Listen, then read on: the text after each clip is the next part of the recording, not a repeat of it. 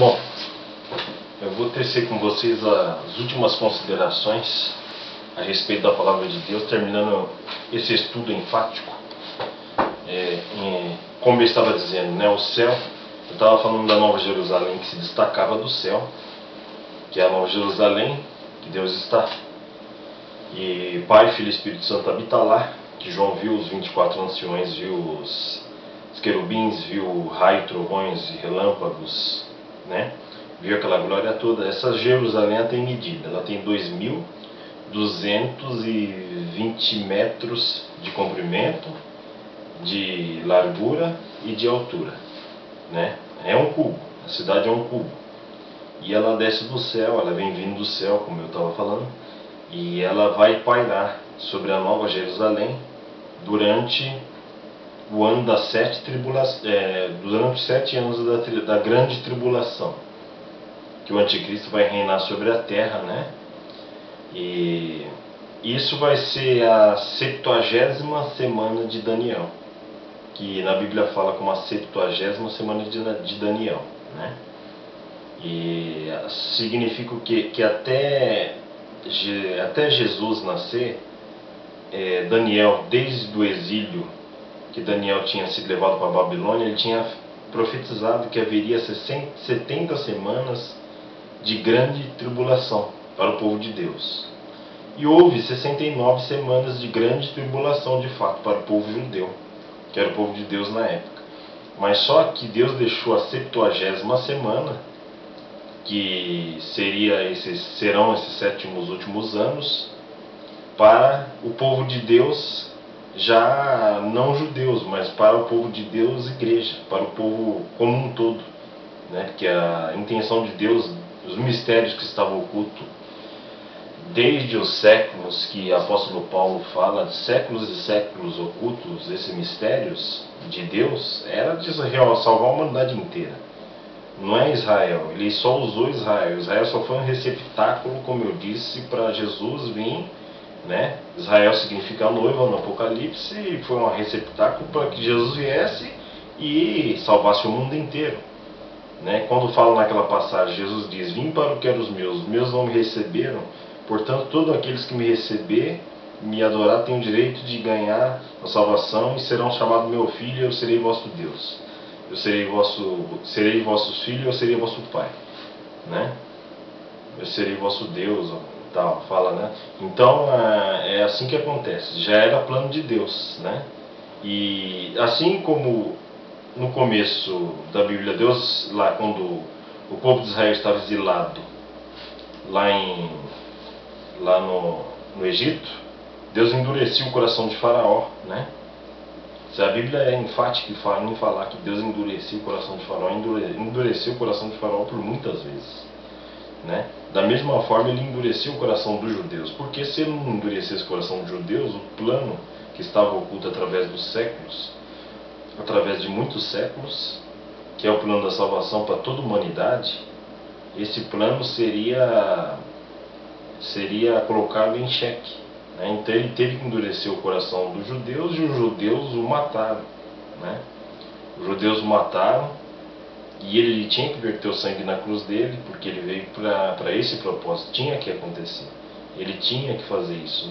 Quando o Satanás tentou ele ali no Monte das Oliveiras, dizendo que ele tinha o poder para se livrar, que daria todos os reinos do mundo, Satanás estava, na verdade, sabia que Jesus sabia tudo a respeito dele, né? Ele sabia que Satanás não era dono do mundo, o próprio Jesus era dono do mundo, e a criatura falando para o Criador que daria tudo para ele. Você vê como Satanás é sarcástico, né?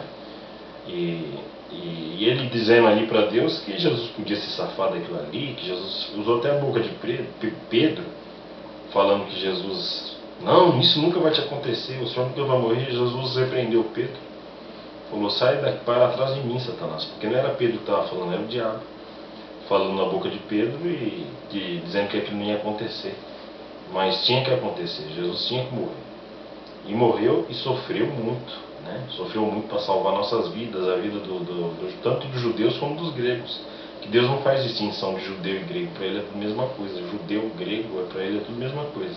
Grego, quando fala grego, não está querendo dizer pessoal da Grécia, não é isso. Quando fala grego, está querendo dizer o mundo inteiro, né?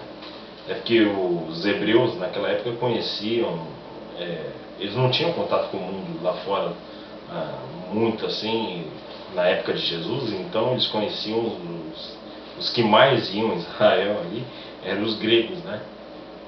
Que mais então eles conheciam os que não eram da linhagem sanguínea de Abraão, eles conheciam como grego e chamavam como grego, né? Então pegou esse nome, pegou, né? Essa mania pegou. Aí tudo bem. Aí, partindo desse ponto, quando acontecer tudo isso, vai vir o juízo final, os 1000 anos que eu falei depois.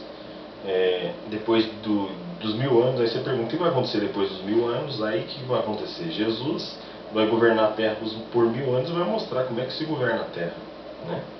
Vai mostrar como é que se governa um planeta, como é que se governa todos os presidentes, todos os governantes, até os faraós, todos eles, os da Babilônia também governaram, muito mal governado, até hoje muito mal governado, todos os homens que governam alguma coisa, presidem alguma coisa, tudo muito mal feito, tudo muito mal governado. Jesus vai mostrar para eles como é que se governa, tá? Para poder considerar o juízo sobre eles, né? Ele vai mostrar a diferença. Jesus vai mostrar a diferença entre a perfeição e a imperfeição do homem e a falta de esses homens quererem a perfeição de Jesus, abrirem a mão de Deus e se alinharem a Mamon, a Satanás, ao dinheiro, a luxúria, a mentira, a miséria, o engano, né? Então todas essas sociedades secretas também, eles pensam que eles se autodenominam como Illuminatis, pensando que detêm todo o conhecimento do mundo, mas na verdade eles estão sendo enganados por Satanás, porque o diabo é mentiroso, né? Você acha que o diabo vai falar a verdade para eles, que eles vão queimar no inferno pelo resto da vida, onde a Bíblia fala que o fogo nunca se apaga e o bicho nunca morre? O bicho significa a alma humana que foi para lá, a alma humana, espírito humano que foi para lá, que é o bicho. Porque a partir do momento que uma pessoa vai para o inferno, ela não tem mais o direito de manter essa forma física, que é a imagem e semelhança de Deus, que é a forma física que o nosso espírito tem também, né? Forma física como um homem, né? Deus deu a forma dele para nós, então Deus não vai permitir que a forma física divina dele implantada no homem vá para o inferno, né? Então o homem vai lá e ele toma a forma de um bicho, de um esqueleto, de uma alma perdida, está entendendo? Então eu não acredito que vocês, né, mesmo os senhores do mundo, se um dia chegar a cair essa fita na mão de vocês, que são os Illuminatis, que são os Kundibons, que são os maiorais, o governo oculto, até você, o próprio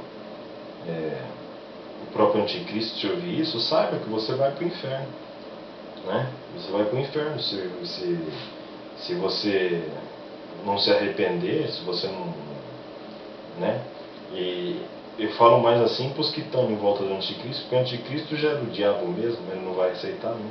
Mas eu falo assim para os que estão em volta, né? Os que estão em volta que vão ser enganados pelo anticristo, vão ser enganados pelo diabo. Se vocês não se arrependerem, vocês vão tudo queimar. Vocês são poderosos aqui na terra, até onde Deus quer, sem saber. Vocês nem sabem da verdade, vocês não sabem que vocês pensam que o diabo governa tudo, o diabo não governa. Deus está por trás do diabo, né? Deus é que dita as regras para o diabo, o que ele pode fazer e o que ele não pode fazer. Se ele pudesse fazer o que ele queria, meus amigos, ele já tinha feito muita besteira, já teria destruído muitas vidas. E vocês pensam que ele tem todo o poder, que ele não tem todo o poder coisa nenhuma, ele não passa de um derrotado. A partir do momento que ele foi expulso do céu, eu estava derrotado, já estava ali, e foi mais derrotado ainda na cruz do Calvário. Acabou, o reino dele, o império acabou, ele já está, a sentença dele já foi batido o martelo, o juiz já bateu o martelo da sentença dele, né? A sentença dele é Geema, lago de fogo, está lá em Apocalipse, acabou, a sentença está batida. Se vocês não passarem para Cristo, não